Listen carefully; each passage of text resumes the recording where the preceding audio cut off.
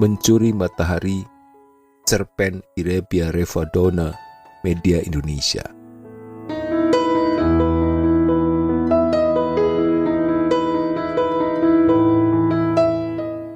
Aku selalu menatap sayu matahari yang meluncur perlahan ke ufuk barat. Satu hal yang aku yakini bahwa matahari itu tidak terbenam, tapi berendam. Ia sengaja merendamkan dirinya dalam lautan karena kepanasan seharian memancarkan sinarnya. Pernah suatu ketika aku berenang ke tengah lautan, menyelam jauh ke dasar laut, mencuri matahari yang sedang berendam. Tapi belum sampai beberapa jam, aku merasakan kesusahan bernapas. Badanku terasa berat untuk digerakkan, seolah ada tangan yang menahanku, dan berangsur-angsur tangan itu menarikku jauh ke dasar lautan. Aku tahu makhluk jenis apa yang menarikku. Kata orang, itu adalah hantu air. Aku mendengar cerita itu dulu, saat berita duka yang membuatku mengubah cita-cita sederhanaku, yang semula ingin menjadi guru di sebuah sekolah dasar, menjadi pencuri matahari. Mungkin bagi anak-anak seusiaku, cita-cita memang seringkali berubah-ubah. "Kenapa harus matahari, Entur?" tanya guruku dengan nada yang aku tidak bisa mengartikannya. Yang jelas nada bicaranya berbeda dari biasanya. "Karena ibu bilang matahari memancarkan cahaya sendiri," jawabku biasa. "Bintang juga memancarkan cahaya sendiri. Bintang banyak di langit. Jika kau mencurinya satu atau bahkan lebih, tidak ada orang yang tahu.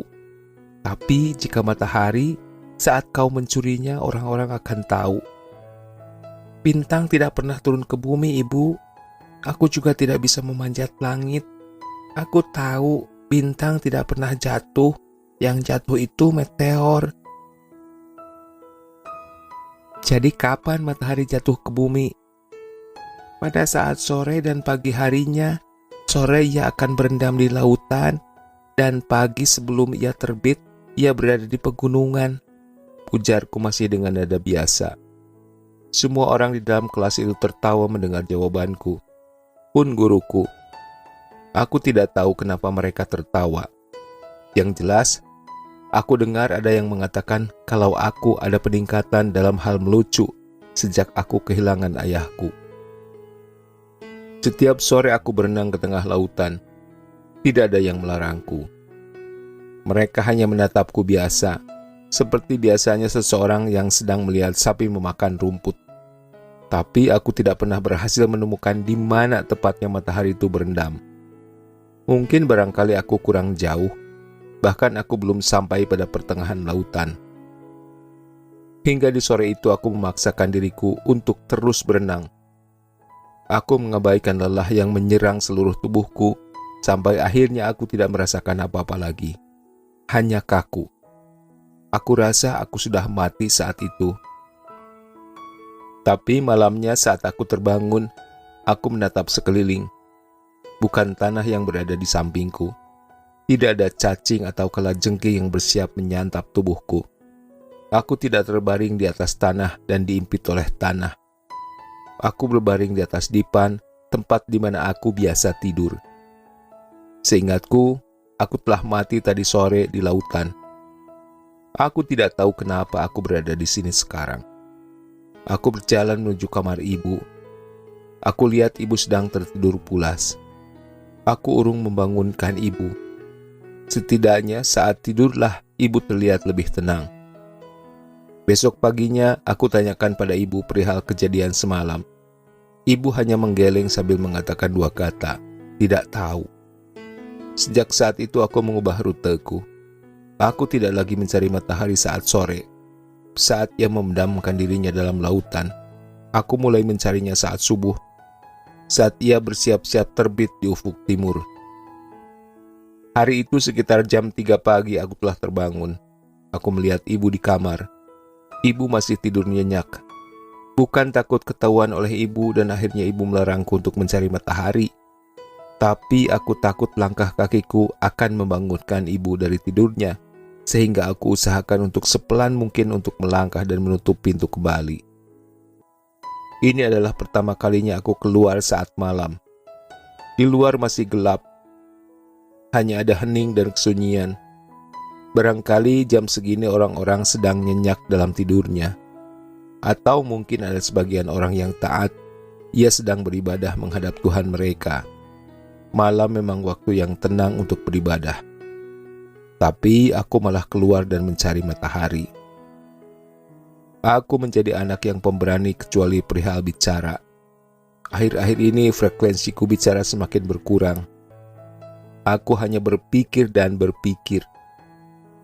Tidak jauh perjalanan yang aku tempuh. Cahaya matahari berangsur-angsur mulai menyelimuti bumi. Aku rasa aku kurang tepat dalam menghitung waktu. Jika besok aku ingin menemukan matahari, mungkin aku harus berangkat lebih cepat dari hari ini. Aku tidak mungkin mencuri matahari yang sudah tinggi di atas langit. Aku tidak punya tangga untuk ke langit. Seandainya ada, orang-orang pasti akan membunuhku karena mereka juga tidak akan mau kehilangan matahari dalam hidupnya. Hingga suatu ketika, aku mulai berangkat saat pagi. Aku menghabiskan beberapa hari di perjalanan. Aku telah berjalan jauh, dan aku sudah tidak pulang ke rumah dalam waktu yang lama. Ibu tidak akan kehilangan aku.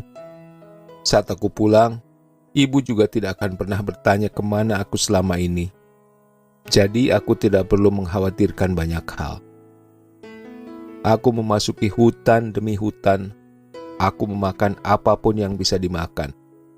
Aku menghindar dari binatang buas untuk menyelamatkan diriku agar tidak menjadi santapannya. Tapi tubuhku mengenal lelah juga. Hingga akhirnya aku terkulai lelah dan tertidur entah dalam waktu berapa lama. Saat aku terbangun, seekor singa telah menatapku dengan tatapan kelaparan. Aku berlari sekuat tenaga. Singa mengejarku dengan lari yang tak kalah cepat.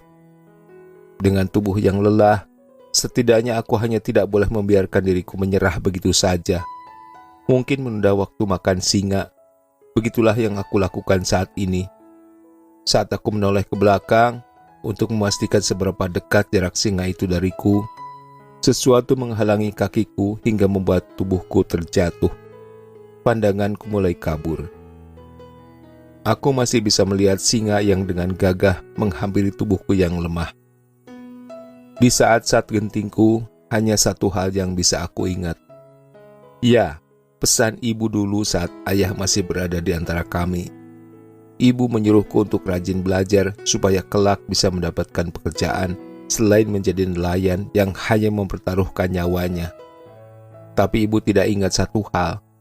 Di atas rencana kehidupan yang seolah telah digambar ibu untukku, masih ada Tuhan yang mengatur tentang takdir manusia.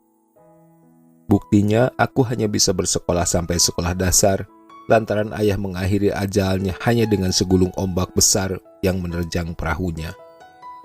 Sejak kepergian ayah yang ibu sendiri tidak menguburkan jasadnya layaknya orang-orang lain, ibu menjadi perempuan tercengeng yang pernah aku temui.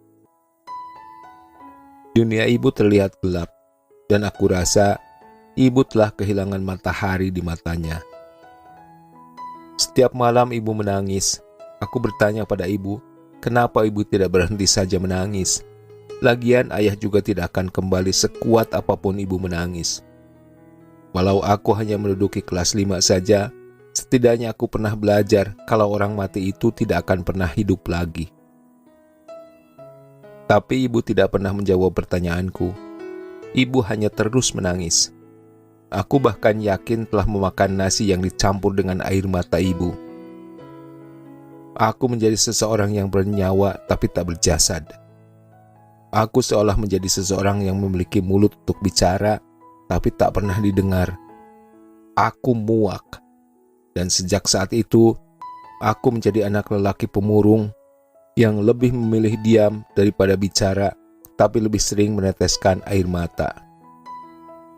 Tapi di sore yang aku sendiri tidak tahu harus aku bilang apa, ibu kembali dengan mata yang tidak lagi memancarkan kesedihan. Ibu tersenyum menatapku dan berjalan menujuku yang saat itu telah berdiri di halaman rumah dengan pakaian yang sangat kotor. "Kau dari mana saja, Tur?" ujar ibu dengan nada lembut sambil membelai rambutku yang kotor dan mungkin berbau busuk. Aku hanya diam. Kau baik-baik saja? Ibu bertanya lagi kepada aku. Kau lapar? Semakin banyak pertanyaan yang keluar dari mulut ibu. Dan kau tahu, aku hanya bisa menjawabnya dengan anggukan dan gelengan. Mungkin sesekali mengatakan iya atau tidak. Aku pikir ibu tidak akan pernah membaik. Tapi aku lupa, luka seiring berjalannya waktu pasti akan kering.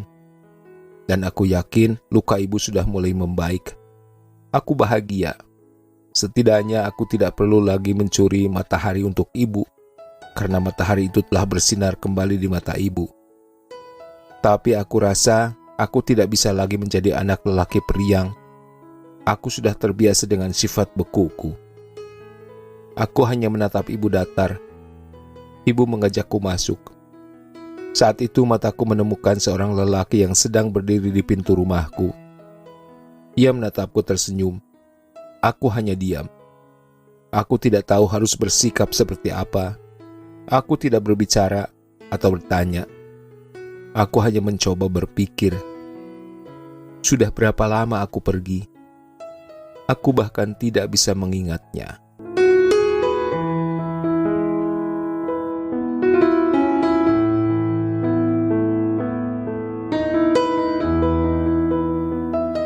Terima kasih sudah menyimak.